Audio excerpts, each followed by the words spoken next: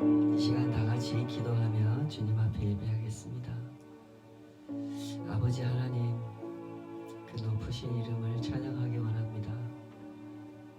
저희들의 삶이 주님의 손에 의하여 얼마나 사랑스럽게 빚어지고 존재하게 되었는지, 처음부터 지금까지 영원부터 영원까지 하나님의 그 손 안에서 저희들의 삶이 펼쳐집니다. 때로 눈물도 있고 고민도 있지만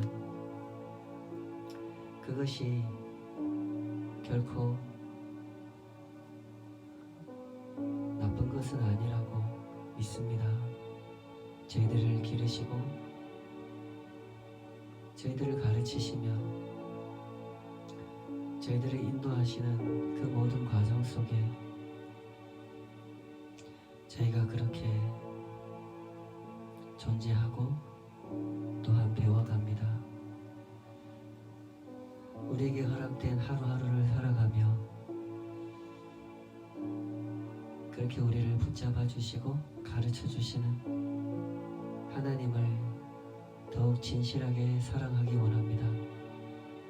우리 마음을 겸손케 하셔서 잘 배우는 자 되게 하여 주시옵소서. 하나님의 하나님 되심을 기뻐하는 자가 되게 하여 주시고 주님을 예배하는 자의 영광을 알게 하여 주시옵소서. 오늘도 우리의 모든 것을 주님 앞에 내려놓고 그 십자가의 은혜를, 그 높으신 사랑을 찬양하기 원합니다. 우리 가운데 함께 해주시고 우리의 고백을 받으시고 우리 삶을 인도하여 주시옵소서. 예수님의 이름으로 기도하옵나이다. 아멘.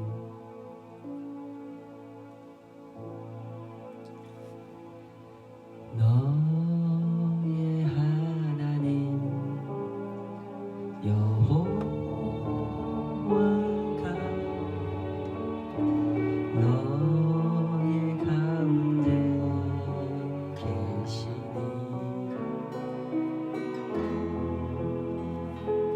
그는 구원을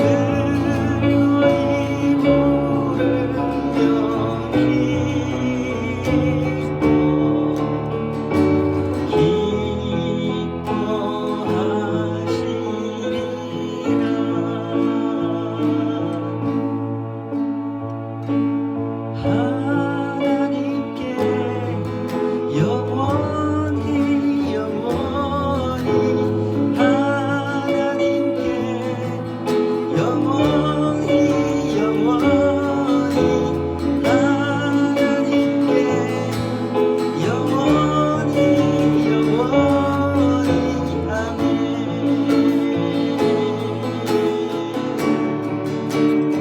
보좌에 계신 하나님 그의 어린 양 예수 구원하셨네. 찬양 영광 지혜 감사 존귀와 힘과 능력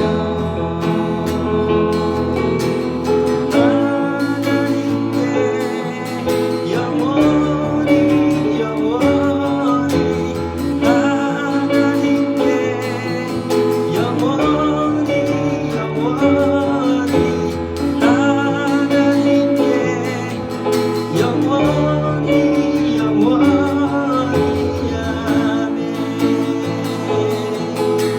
하나님께 영원히 하나님께 영원히 영원히 하나님께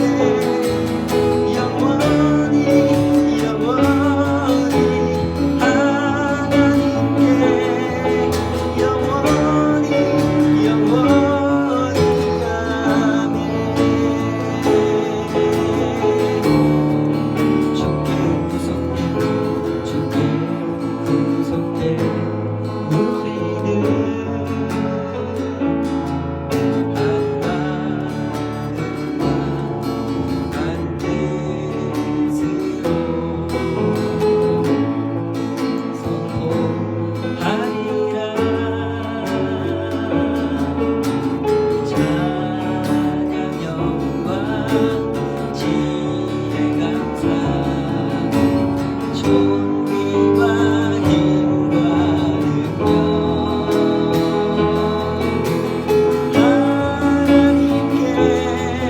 하나님께 영원히 영원히 하나님께 영원히 영원히 하나님께 영원히 영원히 아멘.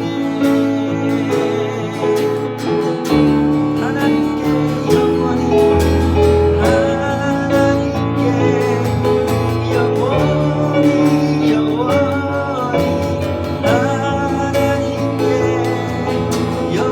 하나님께 영원히 영원히 하나님께 영원히 영원히 아멘.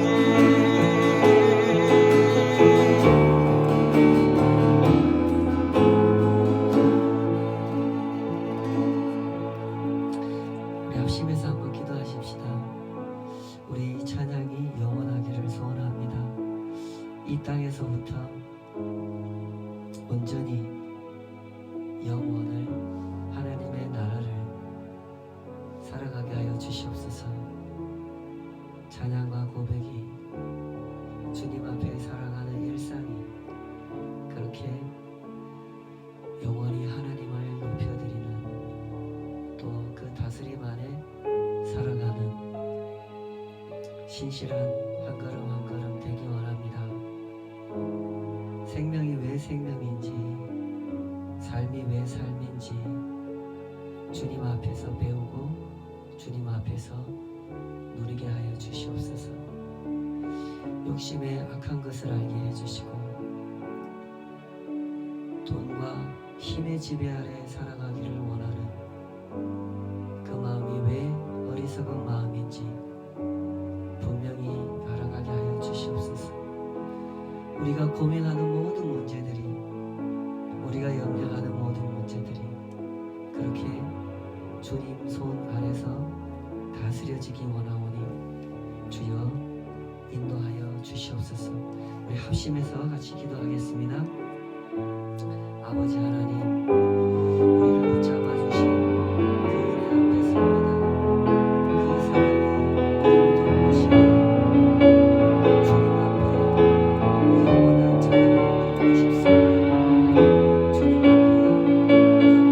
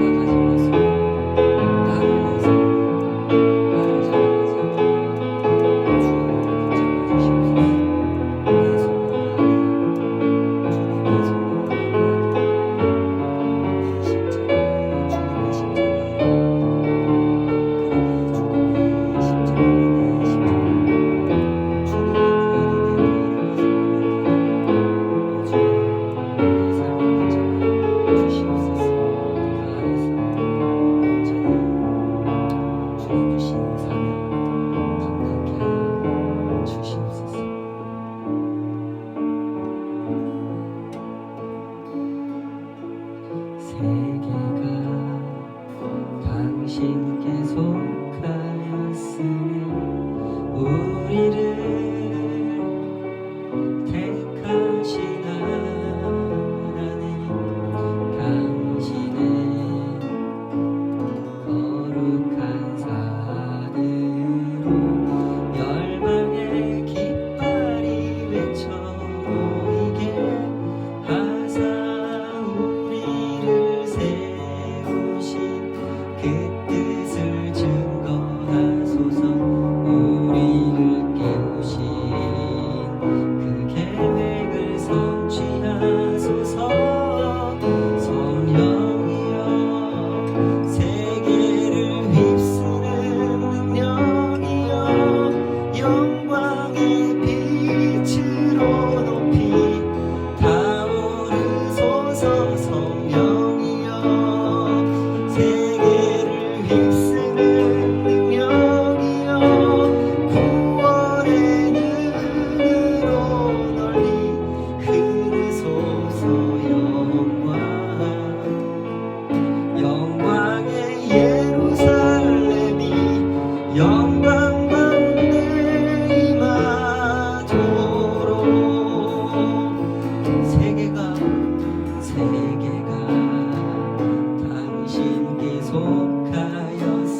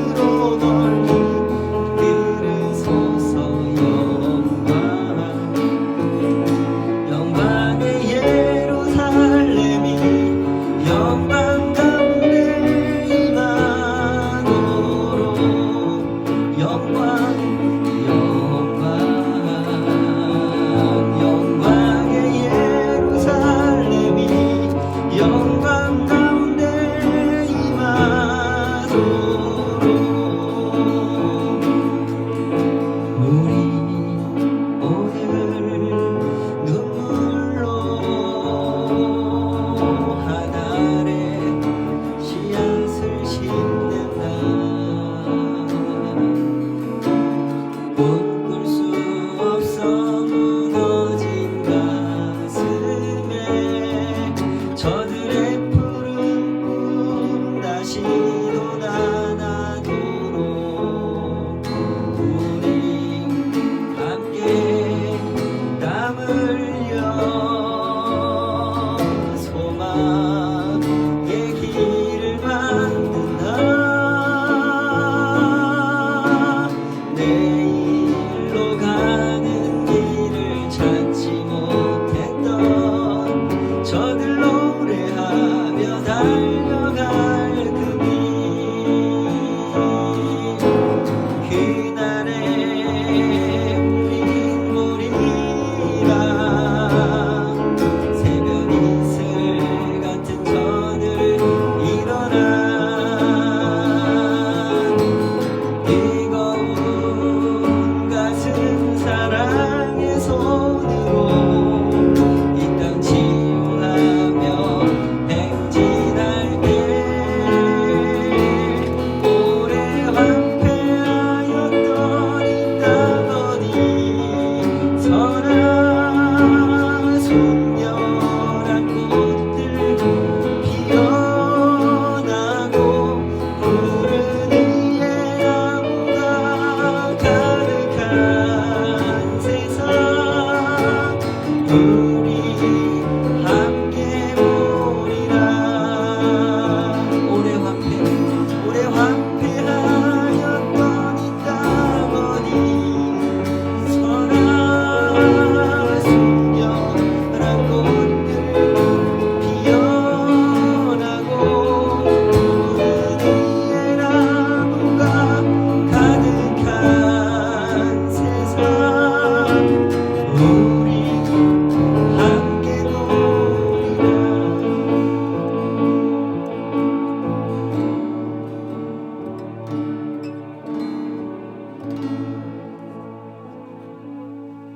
아멘. 우리 이 시간에 다 같이 주님 앞에 드린 예물 위해서 기도하겠습니다. 아버지 하나님, 우리 가운데 베풀어 주신 그 구원을 찬양합니다. 그 구원이 얼마나 큰지, 얼마나 깊은지 그 세계를 다 알기에 저희들의 인생이 너무나 짧고 저희들의 마음이 너무나 작습니다. 하오나 주님, 조금이라도 더 그 사랑을 알아가게 하여 주시옵소서. 그 사랑을 또한 누리고 증거하게 하여 주시옵소서. 저희들의 입술이 둔한 것과 삶이 짧은 것을 주께서 아시오니 주여 우리를 불쌍히 여겨 주시옵소서. 주의 선하신 손으로 날마다 빚어주시고 주님께서 쓰시는 동행하여 주시는 그 한 걸음 한 걸음으로 우리를 이끌어 주시옵소서. 오늘도 그 소원 가지고 주님 앞에 드린 모든 것들 주님 기억해 주시고 은혜 가운데 사용하여 주시옵소서. 오직 주의 복음, 그 영광의 복음이, 그 은혜와 용서가 주의 그 선하신 손을 통해 세상 가운데로 흘러갈 수 있도록 이 모든 것을 사용하여 주시옵소서. 주께서 거두시고 주께서 일하시는 그곳에 우리가 항상 주의 종 되어 청직이 되어 함께 할 수 있기를, 그곳에서 주님 뜻을 받들고 심부름할 수 있기를 원하오니 주여 우리를 붙잡아 주시옵소서. 이 모든 것을 주의 은혜 속에서 품어주신 그 사랑 앞에 오늘도 온전히 감사와 찬양을 경배를 드리오며 예수님의 이름으로 기도합나이다. 아멘. 아멘. 네, 오늘 주신 하나님 말씀은 누가복음 1장 1절에서 4절까지 말씀입니다. 오늘부터 우리 누가복음 말씀을 함께 살펴보고자 합니다. 누가복음 1장 1절에서 4절까지 다 찾으신 줄 알고 한 목소리로 같이 읽겠습니다. 시작. 우리 중에 이루어진 사실에 대하여 처음부터 목격자와 말씀에 일꾼된 자들이 전하여 준 그대로 내력을 저술하려고 붓을 든 사람이 많은지라. 그 모든 일을 근원부터 자세히 미루어 살핀 나도 데오빌로 각하에게 차례대로 써 보내는 것이 좋은 줄 알았노니 이는 각하가 알고 있는 바를 더 확실하게 하려 함이로다. 함이로라. 아멘.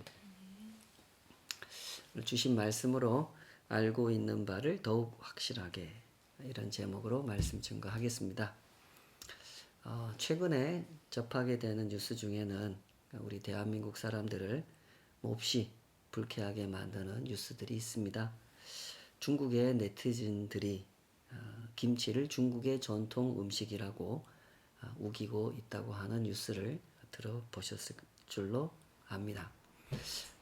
꽤 적지 않은 중국 사람들이 이런 일에 상당히 열중을 하고 있는 것 같아요. 한복도 중국 옷이라고 우기고, 아리랑도 중국 노래라고 우기고, 세계의 사람들이 뭔가 한국 문화와 관련한 것에 대해서 주목을 하는 것 같으면 그거 전부 다 사실은 중국 거다. 한국이 중국 거를 뺏긴 거다. 이런 식으로 우기는 그런 행태를 중국의 네티즌들이 열심히 이렇게 보이고 있다는 거죠. 최근에는 우리나라에서 만든 드라마가 또 세계에서 인기를 얻고 있다고 해요. 제가 신문에서만 봐가지고 그 드라마 내용을 자세히는 모르는데요. 그 드라마는 이제 그 조선시대를 배경으로 만든 드라마라고 합니다. 당연히 그 등장인물 중에 조선시대 양반이 쓰는 그 갓을 쓰고 나오는 사람이 있을 거 아닙니까? 근데 그 사람이 쓴 갓을, 그 드라마를 본 세계인들이 흥미를 느끼고, 저 갓 멋있다, 저 모자 멋있다 하면서 이렇게 한국의 전통 복장, 양반이 쓴 그 모자라고 표현하면 틀린 표현이 되겠죠. 하여튼 그 갓을 멋있다 이렇게 반응을 보이니까 그것마저도 중국의 네티즌들이 또 이거 중국 거다 이렇게 우겼다고 합니다. 동북공정이라고 해서 대대적으로 역사 왜곡을 하지를 않나, 그것도 모자라서 한국의 생활 문화까지 전부 다 중국의 것이라고 우기고 있는 이런 행동을 하는 이유는 도대체 무엇일까요? 이런 면에서는 일본 역시 만만치가 않죠. 일제강점기에 저지른 그 강제 수탈과 강제 징용에 대해서 아직도 일본은 대체로 인정하지 않는 분위기죠. 그러면서 근거도 없는 억지 주장을 굉장히 강하게 피력하고 있죠. 최근에는 일본 사람들이 그 역사를 왜곡하고 거짓말을 하는 것도 모자라서 하버드 대학교의 교수라고 하는, 들어보셨죠? 존 마크 램지어라고 하는 그 교수가 역사를 왜곡하는 논문을 써가지고 물의를 일으키고 있다고 하죠. 도대체 왜 이러는 걸까요? 자신들이 주장하는 내용들이 정말로 진실이라고 확인했기 때문에 이러는 것일까요? 아니면 진실이 아닌 줄 알면서도 이러는 것일까요? 더군다나 이 존 마크 램지어 교수라고 하는 사람은 하버드 대학의 그 로스쿨에서 법을 가르치는 교수라고 해요.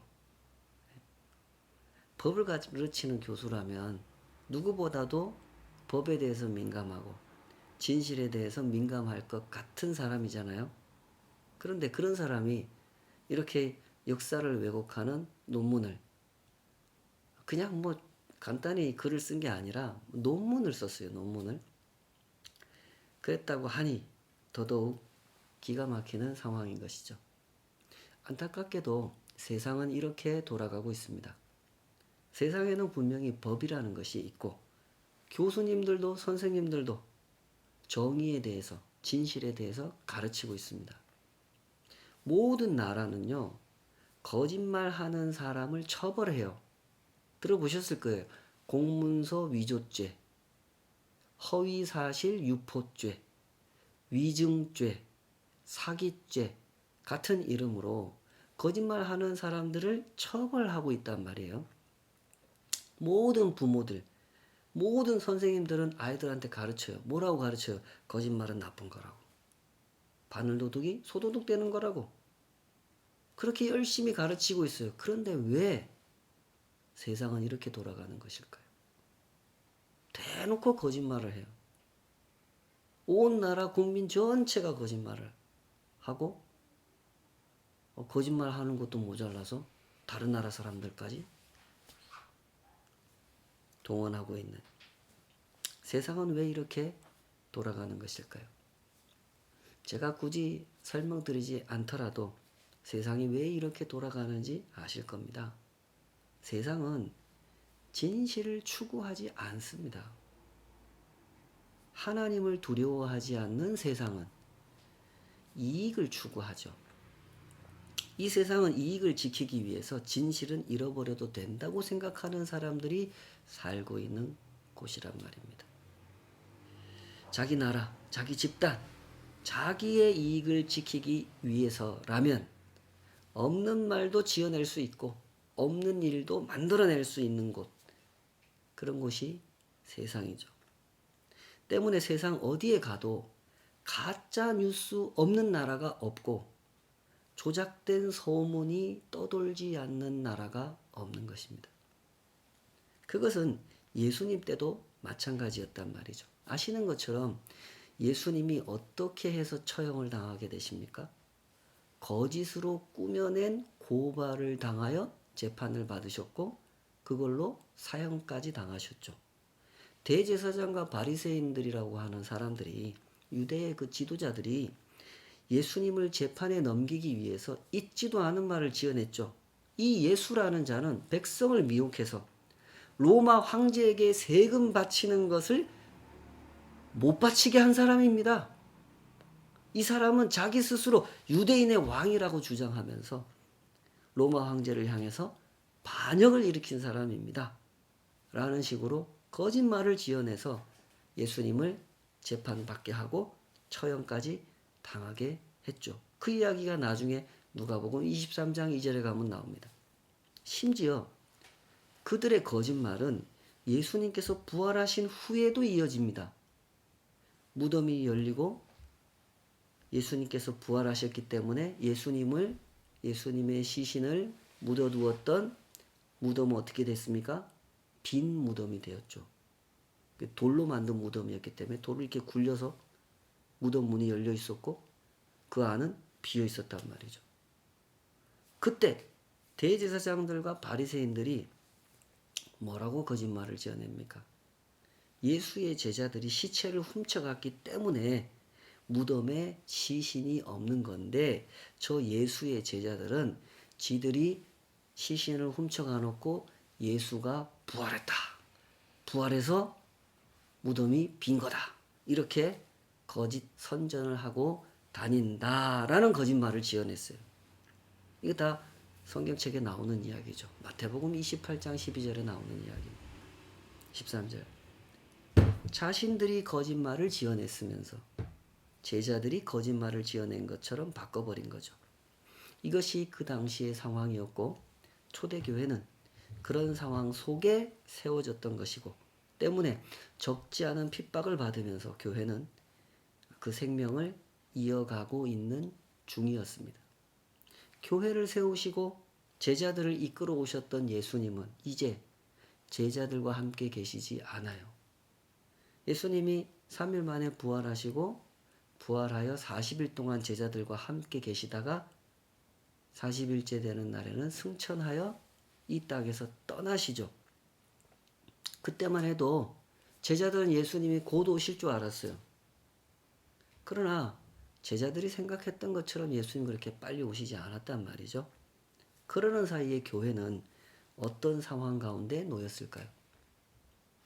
교회는 또다시 이 세상의 거짓말 공격을 받게 됩니다. 누가복음은 그런 상황 속에서 저술된 책이란 말이에요. 함께 한번 들어보십시다. 누가가 직접 설명하는 이 책을 저술한 목적, 이 책을 저술하게 된 정황과 그 동기, 그 목적에 대해서 다시 한번 주목해 보십시다. 1절과 2절을 주목해서 한번 더 읽어주세요. 시작. 우리 중에 이루어진 사실에 대하여 처음부터 목격자와 말씀에 일꾼된 자들이 전하여 준 그대로 내력을 저술하려고 붓을 든 사람이 많은지라.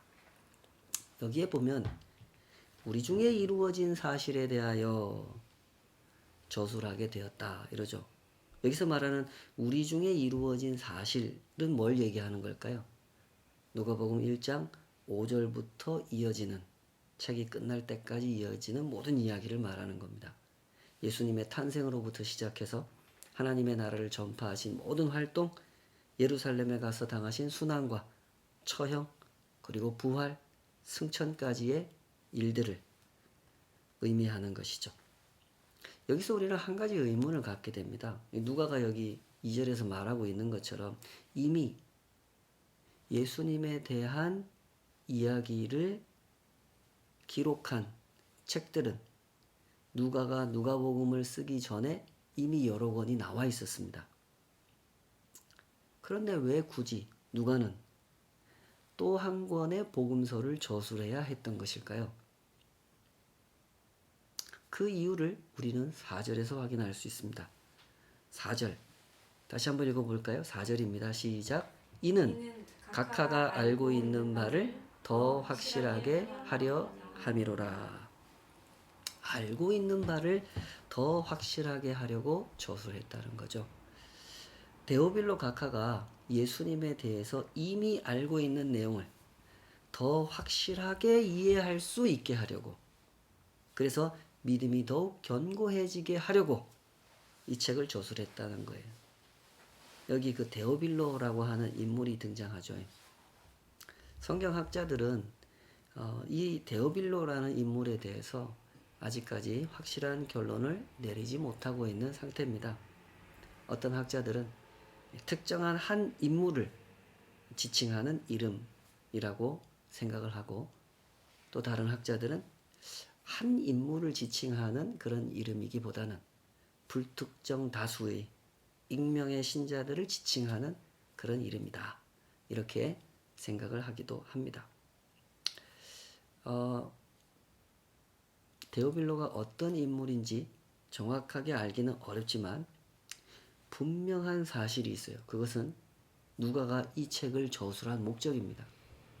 예수님에 대해서 알고 있는 바를 더 확실하게 해 주려고 이 책을 저술했다는 것이죠.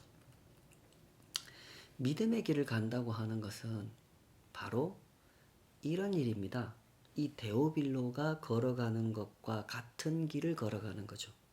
데오빌로는요, 이 누가복음이라는 책을 읽기 전에도 이미 예수님에 대해서 들어봤어요.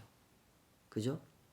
이미 알고 있는 바를 더 확실하게 해주려고 이 책을 저술했다라고 했으니까 데오빌로는 이미 예수님에 대해서 들어서 알고 있고 들은 그 내용을 상당히 믿고 있는 사람이었어요. 그러나 믿음의 길을 걸어간다고 하는 것이 참 만만치가 않아요.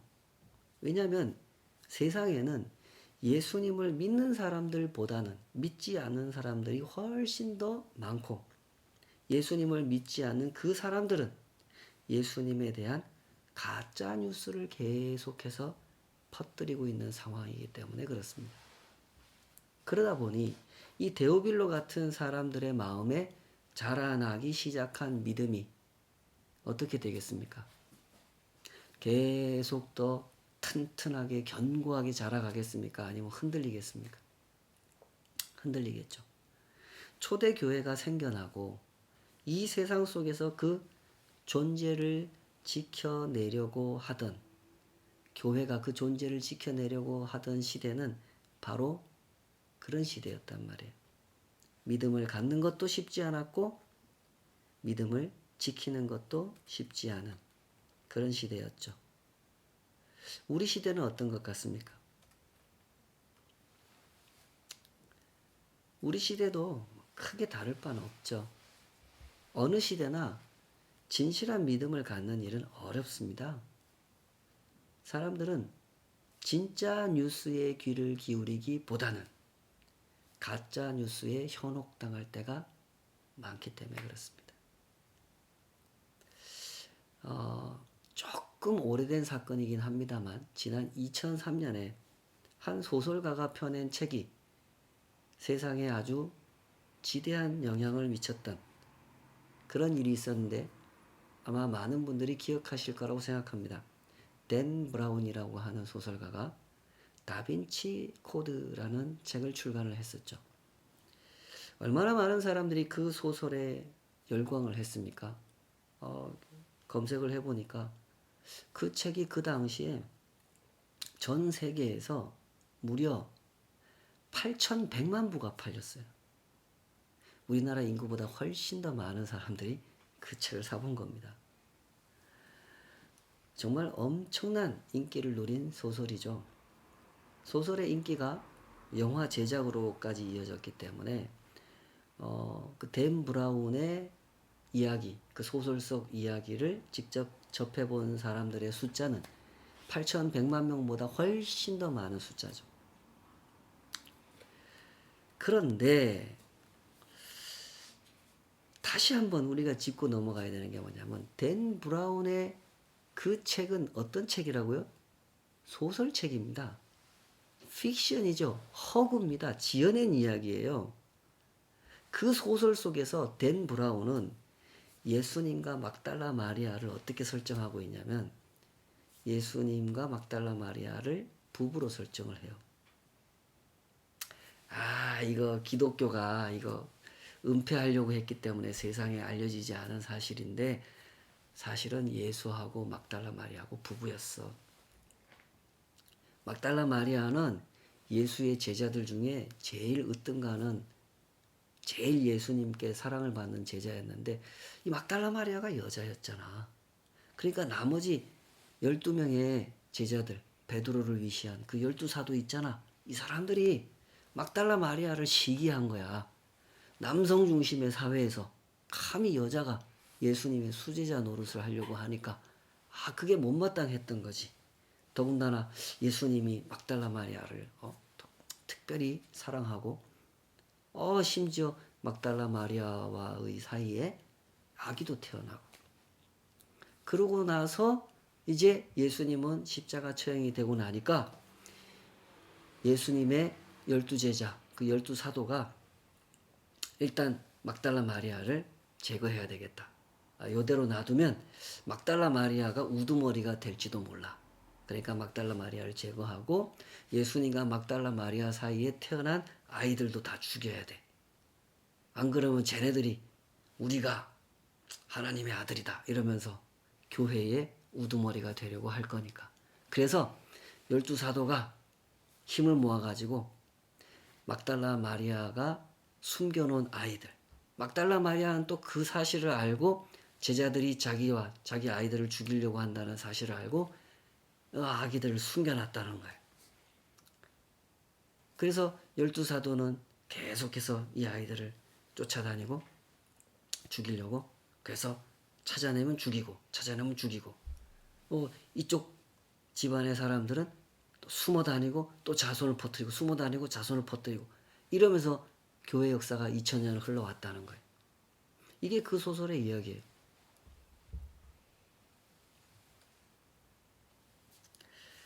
그야말로 지어낸 이야기란 말입니다. 그런데 사람들은 댄 브라운이 지어낸 이야기에 열광을 했어요. 심지어 댄 브라운이 지어낸 이야기가 사실이고 성경에 나오는 이야기는 다 거짓말이다. 이렇게 생각하는 사람들이 많이 등장할 정도였죠. 세상에는 언제나 이런 일이 있습니다. 사람들은 예수님에 대한 진짜 이야기에 관심을 기울이기보다는 지어낸 이야기, 흥미를 끄는 이야기에 더 관심을 보이는 그런 일들이 세상에는 항상 일어나고 있죠. 이런 일은 바울 사도나 바울의 동역자인 이 책의 저자 누가와 같은 사람들이 살던 시대에도 있었습니다. 그래서 마태나 마가, 누가나 요한 같은 분들이 복음서를 기록해야 했던 거예요. 하도 예수님에 대하여 가짜 뉴스가 많이 퍼져 나가고 있는 시대였기 때문에 진짜 이야기는 이것입니다 하고 이런 책을 저술해야 했던 거죠. 특히 예수님을 믿고 싶어 하지 않는 사람들, 예수님 이야기를 단지 흥미의 소재로 여기거나 음모론으로 비화시키는 것을 좋아하는 사람들은 언제나 진짜 이야기에 귀를 기울이려고 하지 않고 가짜 이야기, 지어낸 이야기에 더 관심을 보이는 현상이 일어나기 때문에 이 데오빌로처럼 예수님에 대한 진짜 이야기를 들었고 그 예수님을 믿기 시작했지만 아직은 믿음이 견고하지 않은, 아직은 연약한 믿음을 가지고 있는 사람들을 위해서 무엇이 진실인지 분명하게 밝혀주는 책이 필요했던 것이죠. 그래서 여러 사람이 기록한 복음서들이 등장하게 되었고 누가복음도 탄생하게 된 거죠. 때문에 누가는 이 책을 저술하게 된 동기와 목적을 이렇게 밝혀주는 거예요. 이는 각하가 알고 있는 바를 더 확실하게 하려 함이로라. 성도 여러분, 세상은 이런 곳이고 우리는 이런 세상에서 살고 있다는 점을 잘 기억하시기 바랍니다. 세상은 계속해서 가짜 이야기를 만들어내는 곳입니다. 진짜 이야기에 접근하지 못하도록 사람들의 관심을 끌만한 것들을 내세워서 가짜 이야기를 진짜 이야기로 둔갑시켜버리는 그런 일들이 계속해서 일어나고 있는 것이죠. 때문에 세상에서 변함없이 등장하는 소재들이 있어요. 신비한 기적 이야기, 음모론, 꾸며낸 종말 시나리오, 전쟁의 공포, 미래의 공포, 경제 대공황이 올 거다. 이런 이야기.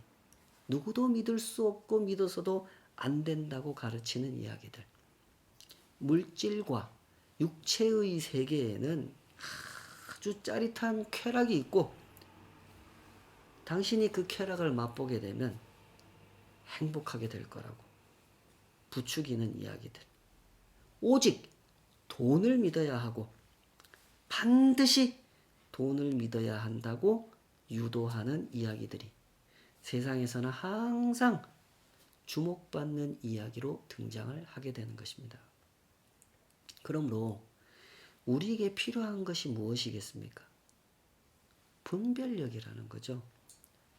진짜 이야기와 가짜 이야기를 분별하는 힘, 진짜 복음과 가짜 복음을 구별하는 힘이 필요한 것입니다.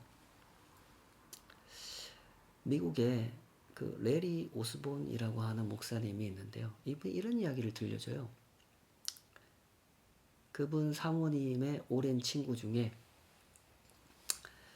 아주 큰 병에 걸려서 3년 동안 힘겨운 투병 생활을 하시다가 점점 생명의 불씨가 꺼져가는 중에 계시는 수잔이라고 하는 친구분이 계셨는데 어느 날 이 목사님하고 사모님하고 같이 그 친구를 병문안을 가게 됩니다.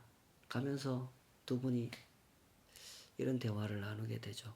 아마 오늘이 마지막 병문안이 될 것 같아. 그만큼 이 수잔이라는 분의 건강 상태가 안 좋은 상태였어요. 저도 뭐 비슷한 경험 여러 번 있는데, 이런 친구를 병문안을 갈 때 마음이 참 미안하죠. 너무너무 미안해요. 내가 뭐 잘못한 건 없는데, 이 친구한테 뭐라고 위로를 하는 게 좋을까? 어떻게 입을 떼야 될까?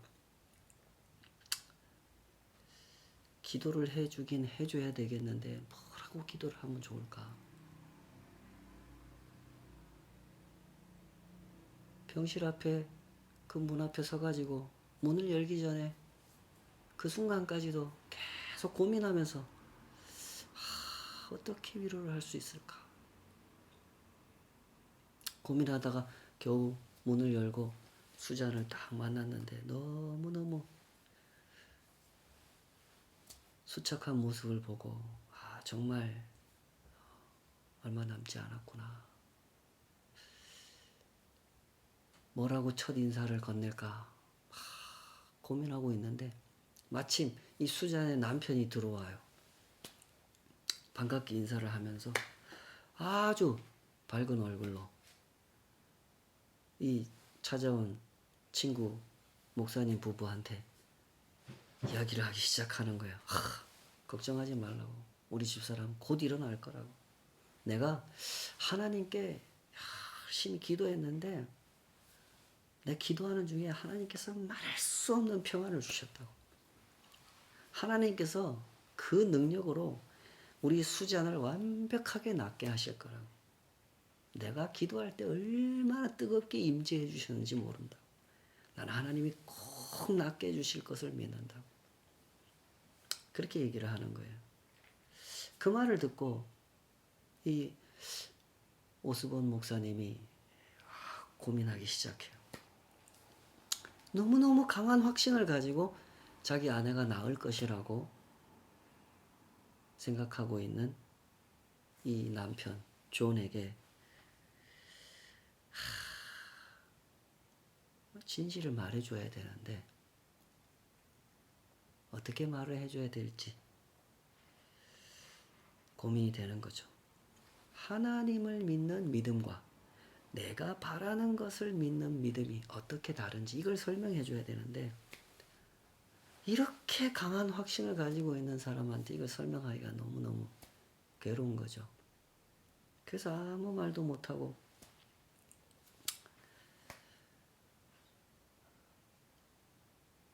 그러다가 그날 저녁에 수잔은 이 세상을 떠나게 됩니다. 그러자 이 수잔의 남편 존의 반응이 어떻게 나왔을 것 같으세요? 완전히 무너져 버려요. 하나님에 대한 마음이 완전히 차가워져 가지고 기도와 믿음에 대해서 환멸을 느끼더래요.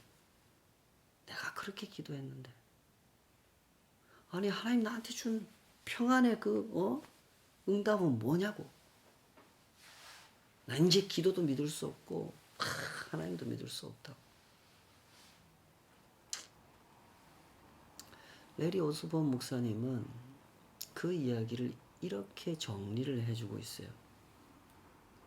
그의 책에 기록한 이야기를 몇 줄만 읽어보겠습니다. 존의 믿음이 무너져 내린 것은 하나님과 아무 관계가 없었다. 하나님은 그를 낙심시킨 것이 아니었다. 성경의 약속이 공허했기 때문도 아니었다. 그것은 가장 잘 알려진 그리고 가장 널리 받아들여진 영적 전설이라는 믿음의 황철광을 의지했던 그의 신앙이 불러온 예측할 수 있는 결과였다. 믿음의 황철광을 의지했던 그의 신앙이라는 표현이 나오는데요. 황철광이라고 하는 것이 뭐냐면 땅속에서 캐내는 금속의 종류 중에 하나예요. 그런데 이 금속은 금하고 아주 색깔이 굉장히 비슷하대요. 그래서 황철광이에요. 때문에 금을 캐내려고 땅을 파던 사람들이 종종 이 황철광을 발견하고는 내가 금을 캤다라고 좋아하는 거예요. 황철광이 금인 줄 알고 색깔이 너무 비슷하니까. 그러다가 이렇게 저렇게 검사를 해보면서 금이 아니라는 것을 확인을 하고는 실망을 할 때가 많다는 거죠. 그래서 이 황철광이라는 것을 영어로 표현할 때 이런 표현을 쓰기도 해요. Fool's gold. 어리석은 사람의 금. 금이 아닌 것을 금이라고 믿는 어리석음이라는 뜻으로 이렇게 표현하는 거죠. 뭐 우리말로는 뭐 빛 좋은 개살구 이런 말하고 비슷한 그런 말인 겁니다. 믿음이라고 하는 것이 얼마나 귀한 겁니까? 귀한 것이니만큼 아무 것이나 내키는 대로 믿을 수는 없단 말이죠. 우리 앞에는 언제나 진짜 금도 있고 금처럼 보이는 황철광도 있는 겁니다. 진짜 금이 있고 가짜 금이 있는 거죠. 우리는 언제나 이 둘 중에서 분별을 해야 돼요. 진짜 금을 찾아내고 진짜 믿음을 키워가야 되는 거죠. 이는 각하가 알고 있는 바를 더 확실하게 하려 함이로라. 고 했던 누가의 마음, 누가가 이 책을 저술한 목적 앞에 그의 합당한 반응, 신실하고 진실한 반응으로 나아가야 되는 것이죠. 누가복음에서 우리는 이런 이야기들을 계속해서 만나게 될 겁니다. 진짜 금과 황철광이 어떻게 다른지를 설명해 주는 이야기. 진짜 믿음과 가짜 믿음이 어떻게 다른지 설명해 주시는 이야기. 진짜 금을 발견한 사람이 품어야 할 믿음은 무엇이고 그런 믿음은 어떻게 자라가며 어떻게 그의 일상 속에서 활동하는지를 설명해 주시는 이야기들을 우리는 만나게 될 것입니다. 그 진실한 이야기들을 하나하나 함께 만나갔으면 좋겠습니다. 진실한 눈을 크게 뜨고 사모하는 마음을 활짝 열고 우리 함께 그 이야기들을 만나도록 하십시다. 우리는 그 안에서 진실을 보게 될 것이고 분별력을 얻게 될 것입니다. 황철감을 가득 안고 하나님과 상관없이 행복해하는 그 어리석은 행복을 내려놓고 가짜 행복을 내려놓고 진짜 금을 진짜 믿음을 얻게 될 것입니다. 우리 옆에 계신 믿음의 지체들을 향해서 어저께가 설이었죠. 네. 우리 축복의 인사 한번 나누실까요? 진짜 금을 얻게 될 것입니다. 진짜 금을 얻게 될 것입니다. 아멘. 아멘. 기도하십시다. 아버지 하나님, 참된 믿음을 허락하여 주시옵소서. 주님이 참이시듯 주님의 말씀이 진리이시듯 주님을 향하여 품은 저희들의 믿음이 진실한 믿음 되게 하여 주시옵소서. 속절없이 흘러가는 시간들 앞에서 그동안 살아온 시간들이 어떻게 지나갔는지 참 결코 가벼울 수 없는 마음으로 지나간 시간들을 돌아봅니다. 또한 더 무거운 마음으로, 더 진지한 마음으로 앞으로 다가올 시간들을 마주하기 원합니다. 이 모든 시간들을 주님 안에서 진짜 금을 캐내고자 진실한 소망을 품고 하나님을 향하여 그 진짜 이야기, 진리의 말씀을 향하여 우리의 영혼을 활짝 열고 주님의 그 말씀을 담아내고 싶습니다.